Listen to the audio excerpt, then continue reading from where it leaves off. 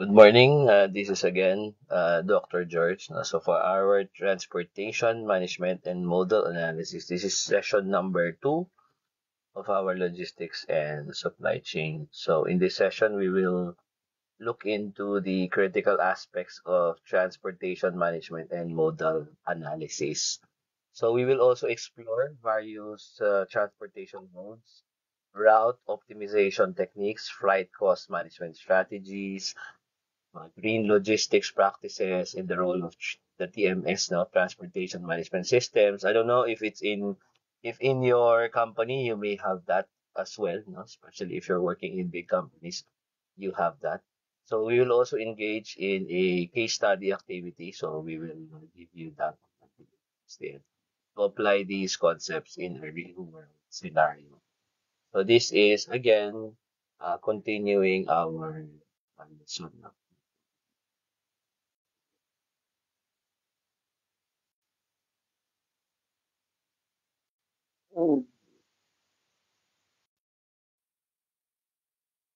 Okay, so this is our outline of what we will cover today.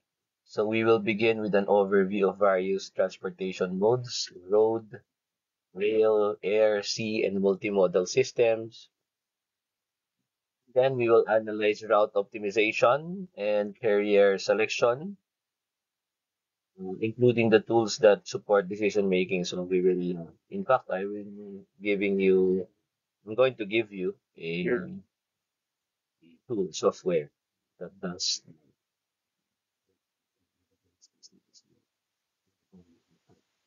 Following that, we will also examine freight cost management, identifying the cost components and the cost reduction strategies.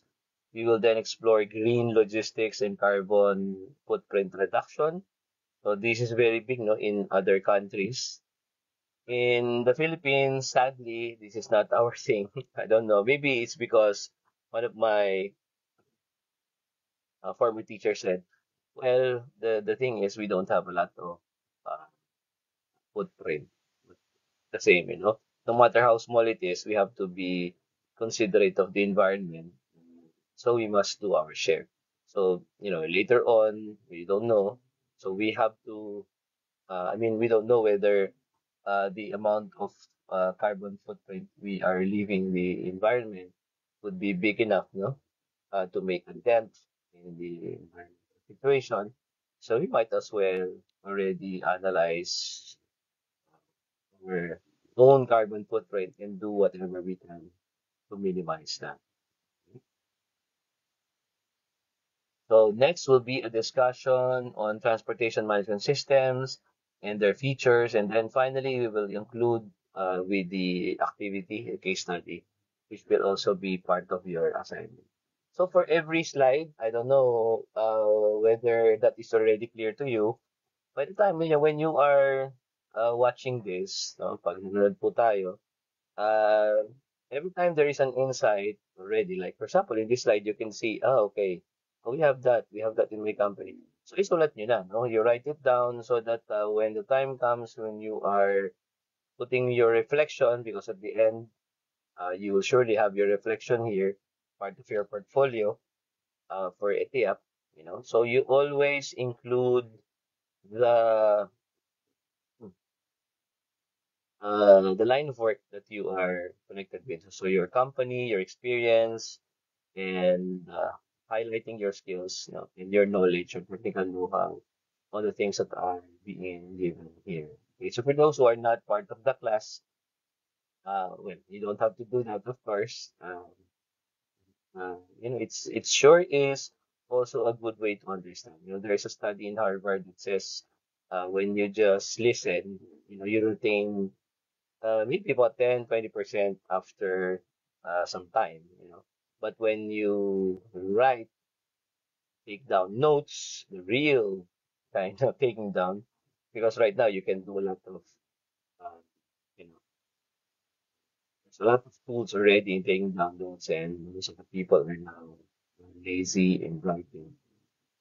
If you don't do that, then you don't retain them.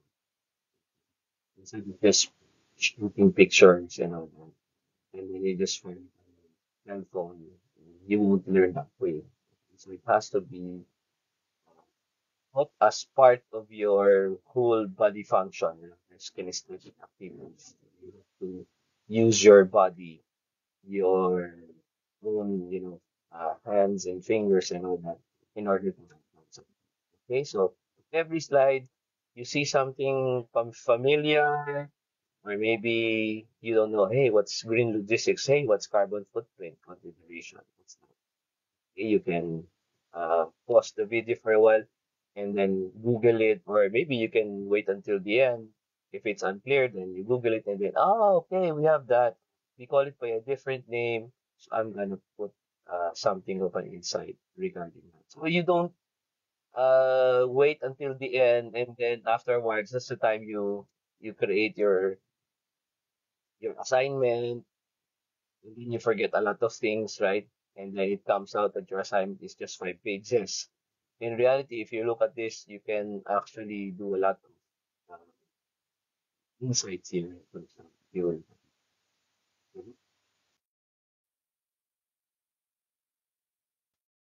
now we go to the transportation.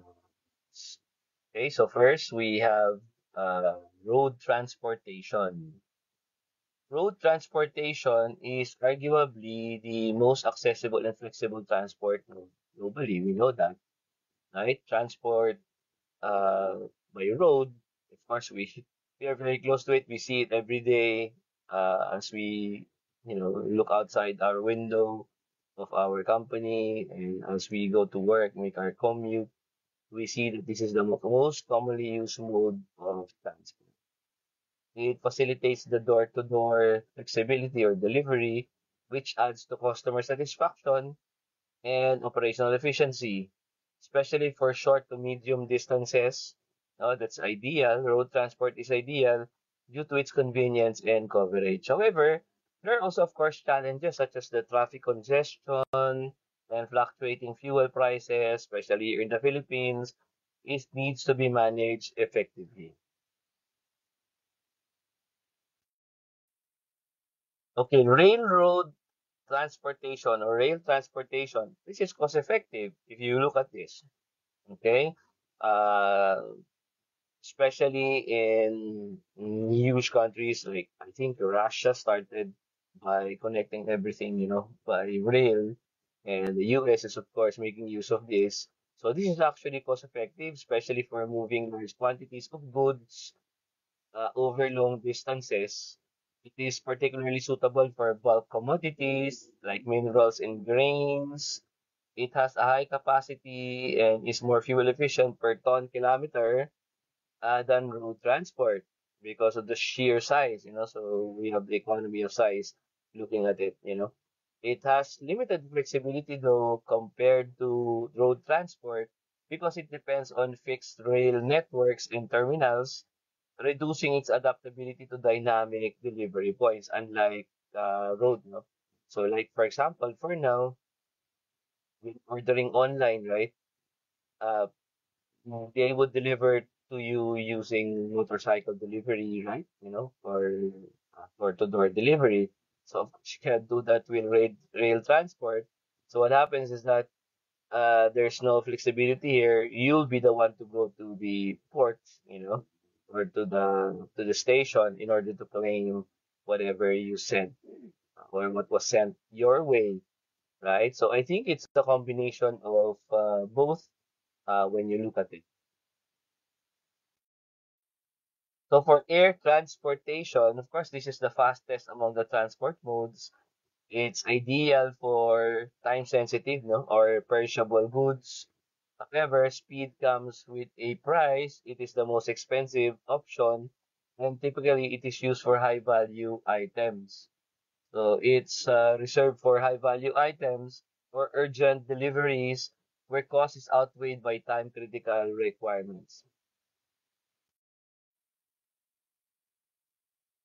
Another one that's very popular here in the Philippines, of course, because we're surrounded by the ocean, the oceans, is of course sea transportation.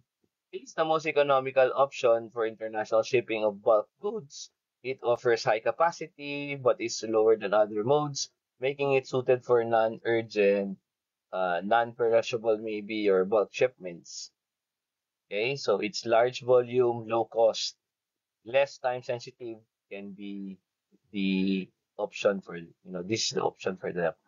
So meanwhile, multimodal logistics integrates two or more transport modes.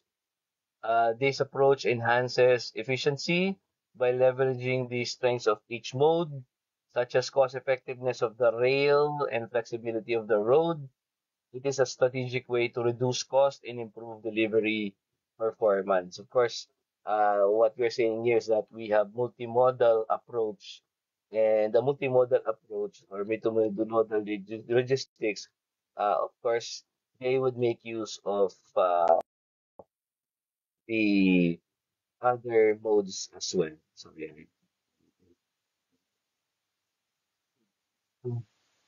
using two or more transportation modes to optimize the supply chain. Okay, so of course, in real world, you don't have to just use one. And usually talaga, there are usage is for many, especially for those hard to reach places. Of course, they will make use of the road, the air and road, or maybe rail and then road, or sea and then rail and then road.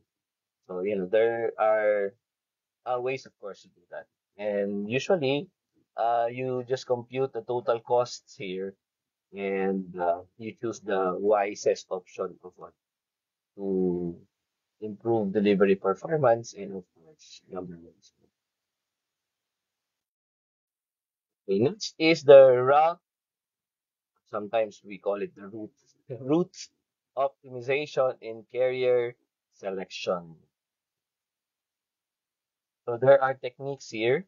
So effective route optimization and carrier selection are crucial for reducing transportation costs and improving service levels. So these processes involve analyzing various factors to determine the best option. Yeah, so the techniques for route optimization is of course the use of algorithms. They now rely heavily on the GPS tracking. So algorithms are essential for calculating the most efficient routes for analyzing various parameters like distance and traffic. It's like Waze, right? So GPS tracking also allows real-time monitoring of the routes, helping to adjust path according to the current condition. We also have historical data analysis, playing a crucial role in evaluating historical level or historical travel data, right, to enhance future route planning. So these methods help in saving time and fuel costs. So it also there's contingency adjustments here and there to minimize the delays and optimize delivery sequences. Okay, selecting the right carrier involves evaluating criteria. So usually we have cost, service quality, reliability, and capacity. So a thorough assessment ensures that chosen carrier meets the logistical needs. So we have cost evaluation. Assessing the cost of different carriers is crucial to ensure that there is budget alignment without compromising service quality. In order to remain in budget, of course, you have to look into the cost. Second is service quality. So, service quality, evaluate that. You include examining customer reviews and service standards to ensure reliable performance. So that is reflected in the customer satisfaction and issue resolution. So isn't it that even in Lazada, Shopee, and also in places like I think Amazon does that too, Alibaba does that too. So we have a lot of e-commerce site having this, so the customer reviews, and they even have the golden level sorts, in I think in Alibaba they have that. Reliability and capacity. This is very important as well. So reliability and capacity are essential factors to ensure timely delivery, and the ability to handle shipment volumes.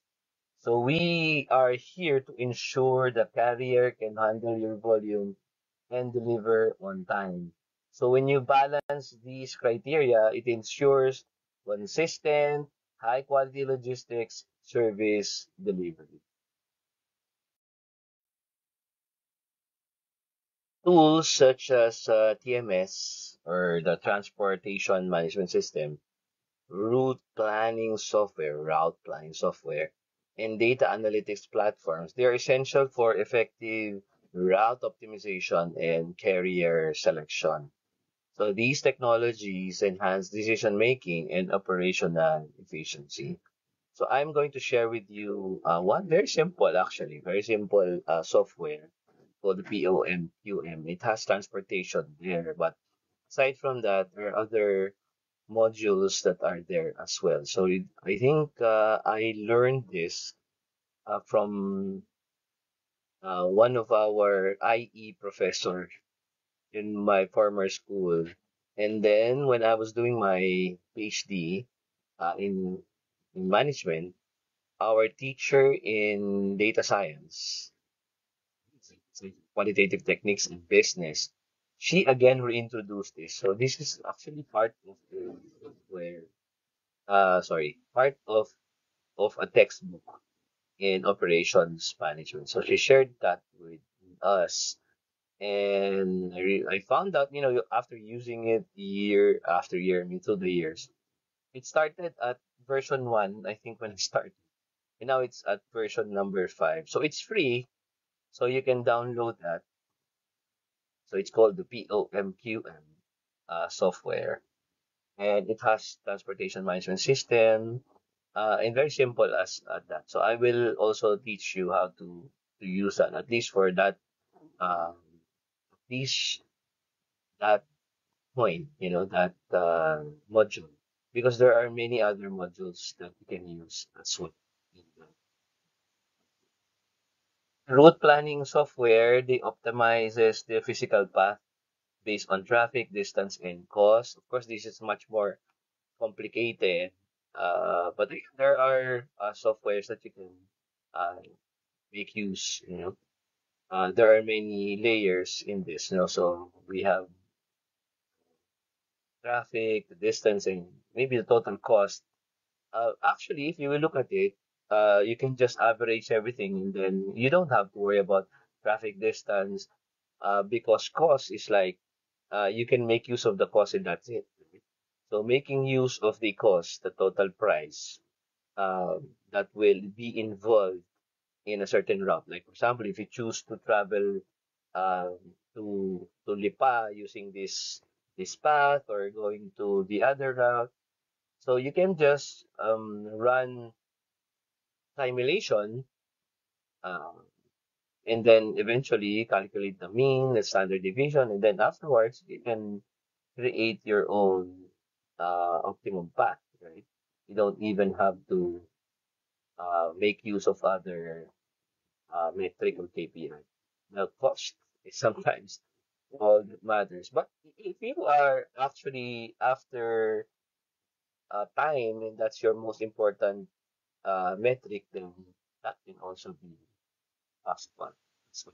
So there are actually many other platforms that provide insights using big data, okay, especially when you talk about traffic, it involves other vehicles as well, not just your own performance, right? So that can be big now, It support predictive logistics, and predictive logistics planning information is there, so it uses big data.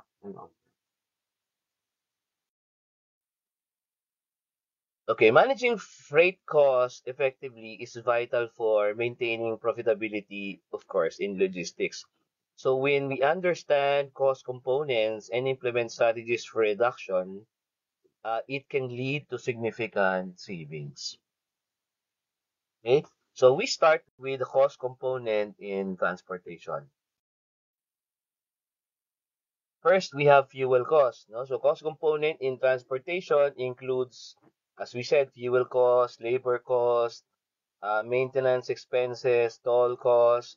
So we have all of this plus more. I am sure if you are already doing this and using this, you calculate your cost in transportation, then there are other costs that may or may not be here.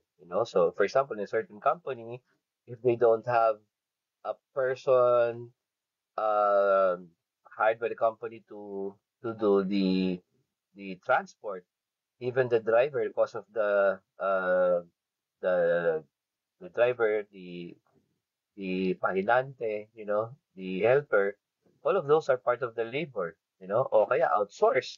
They even sometimes outsource this, so the total is just everything.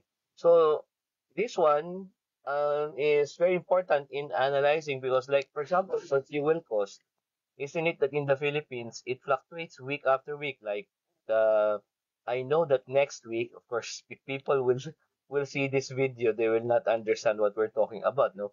But next week, so what is the date today? This is 2025. So next week, almost April, we will have another 1 peso something increase in the fuel cost. So it fluctuates for us.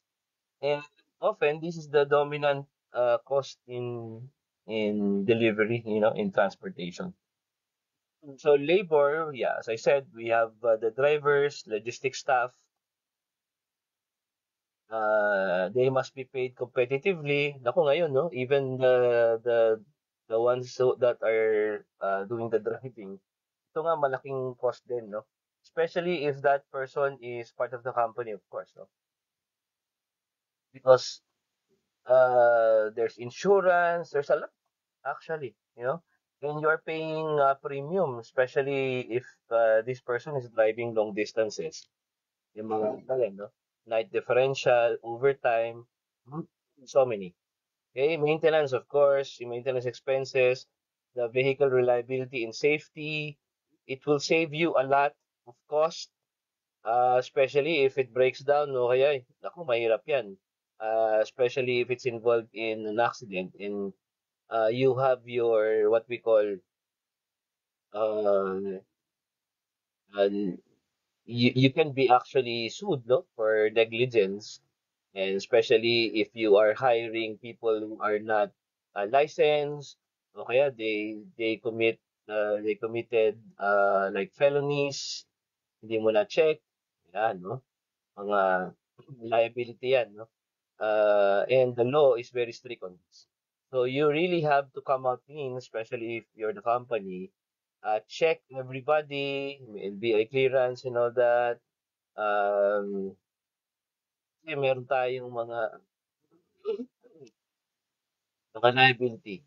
That will be part of you not practicing, mga good practice in hiring, training your people, even yung uh, the scheduling, so you don't make them, you make them drive all night, yun, diba? Sa dulo, the company is the one to blame.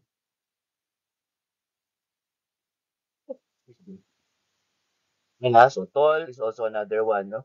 So there are many costs actually involved in transportation.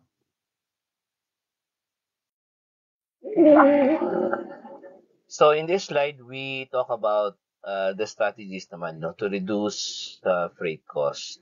So of course, we know some of these already, and I'm sure you are also doing the same with your company. Please include it in the insights, no, in the assignment. So what do you do in order to reduce the cost of the freight or transportation?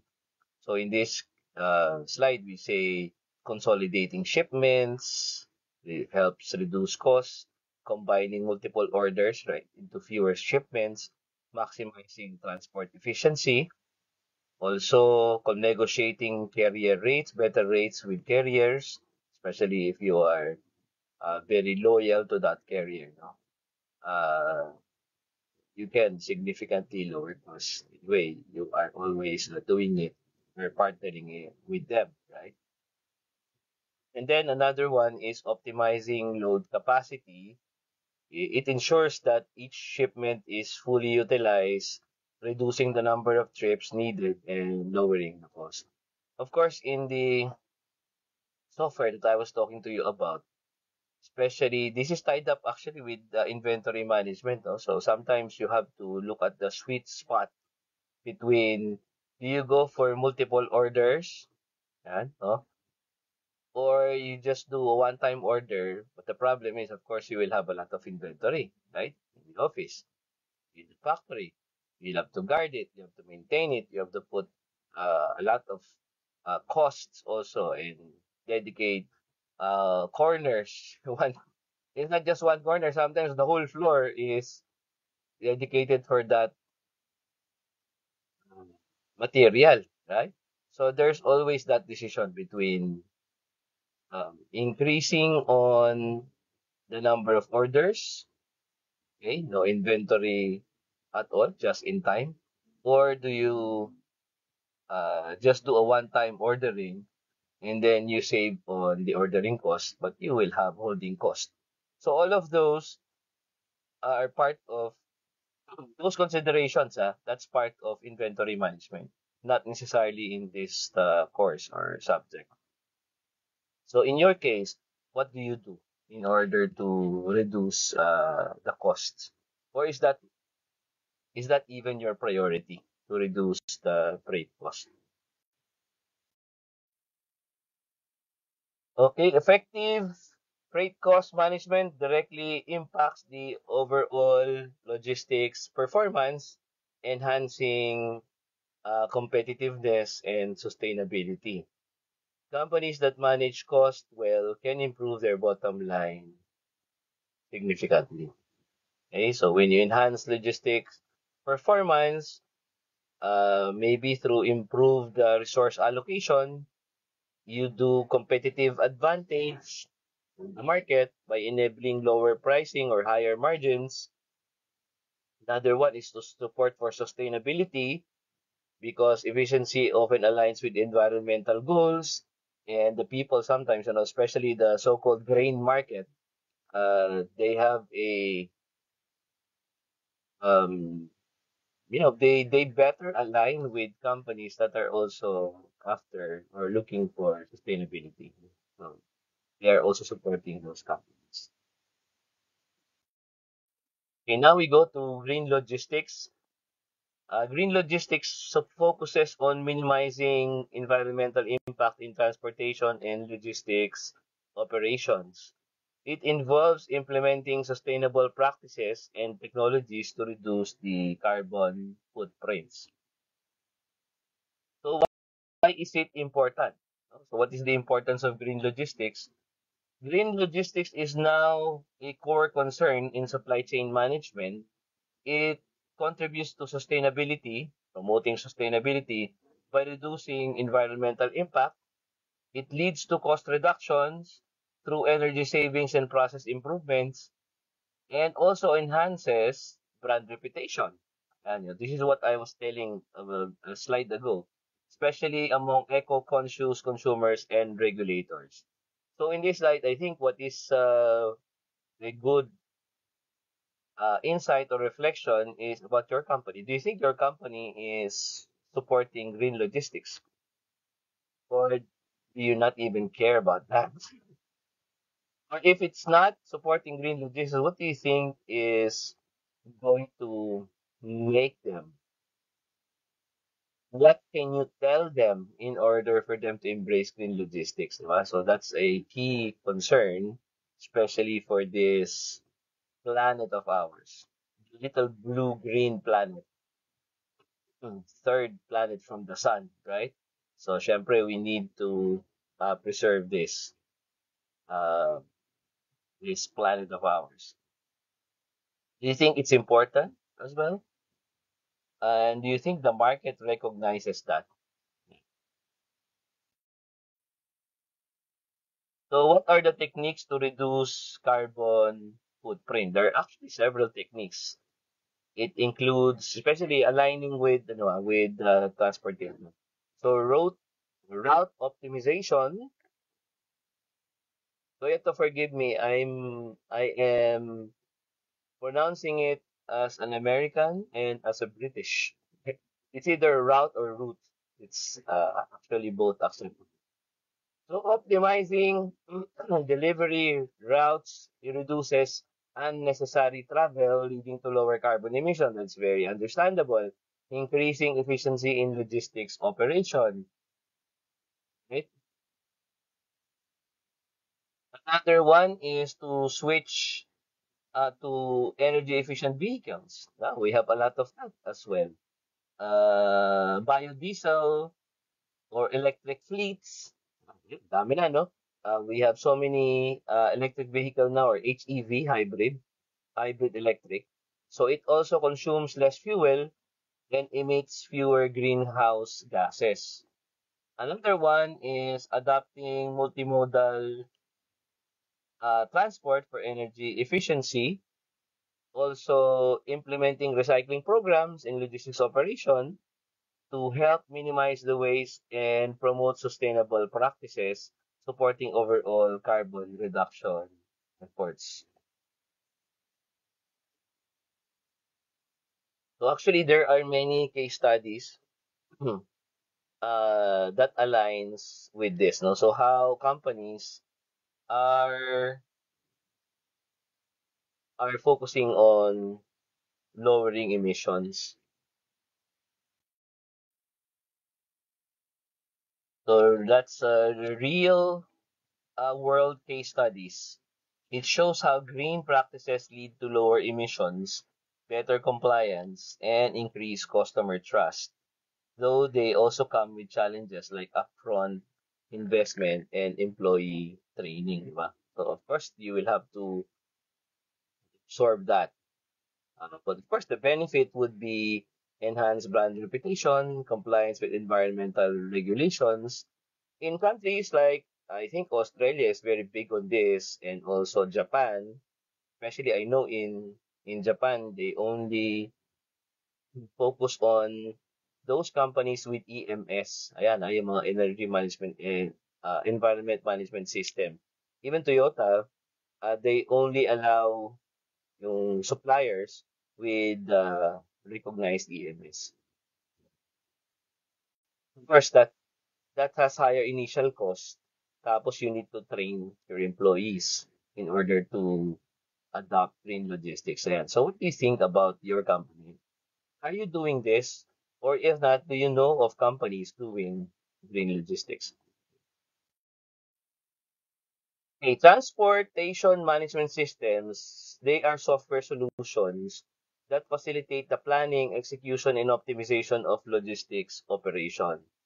TMS can significantly enhance efficiency and visibility. Okay, so TMS provides an overview of the entire transportation process, allowing organizations to manage shipments from planning through execution. It integrates various functionalities into one platform. So these are the key features, no, for TMS. Route planning, load optimization, real-time tracking. We can do that as well to provide visibility and transparency so that it allows actually for timely decision making and improve customer satisfaction. Yeah, so real-time tracking so that you can make your decision making on the go on real time.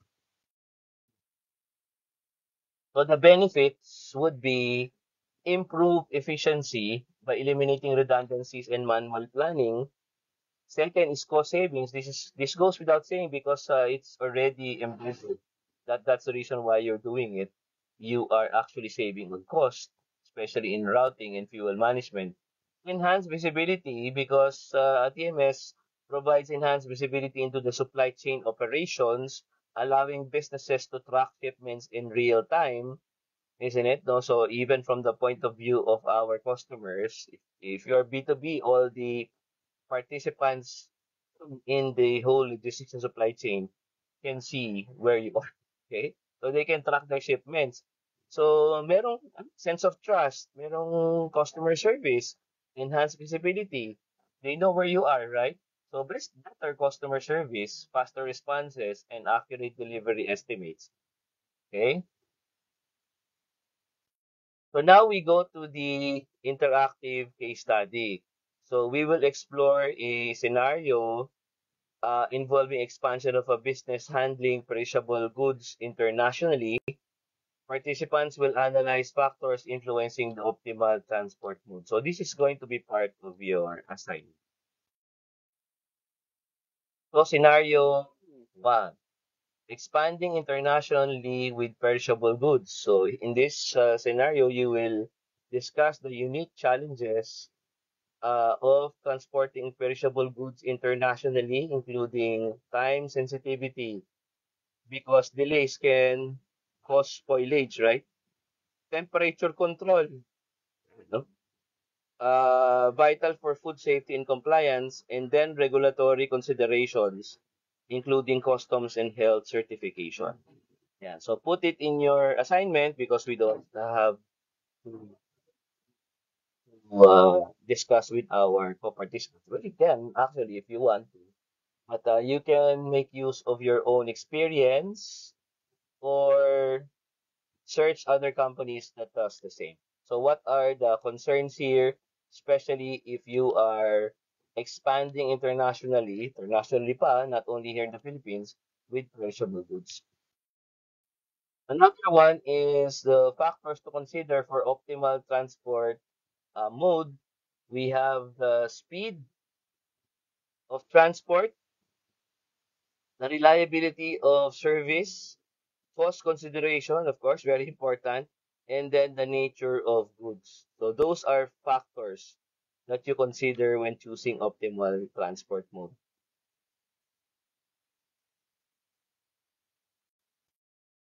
So in this simulation exercise, okay yung aking picture. You, the students, will apply your learning to choose the optimal transport mode for a specific case involving perishable goods.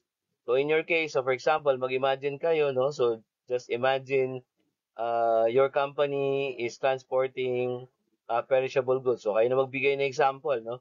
Or if you know of a certain company doing that, or even if your company does that, if you have perishable goods, usage in your company, then you can actually say it.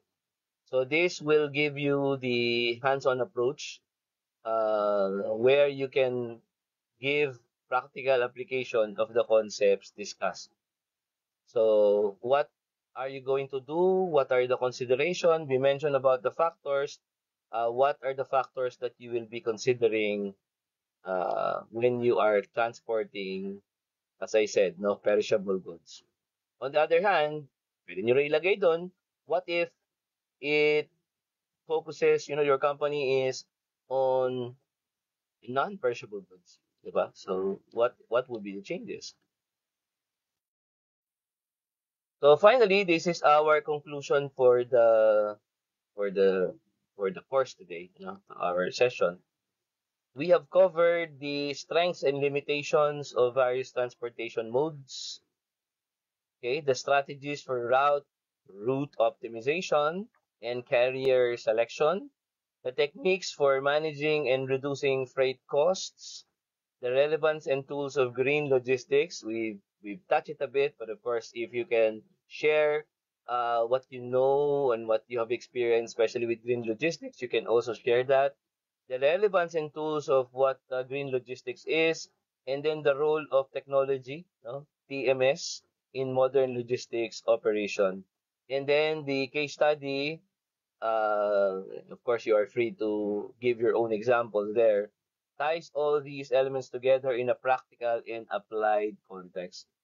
So, yeah, so that's it for this week.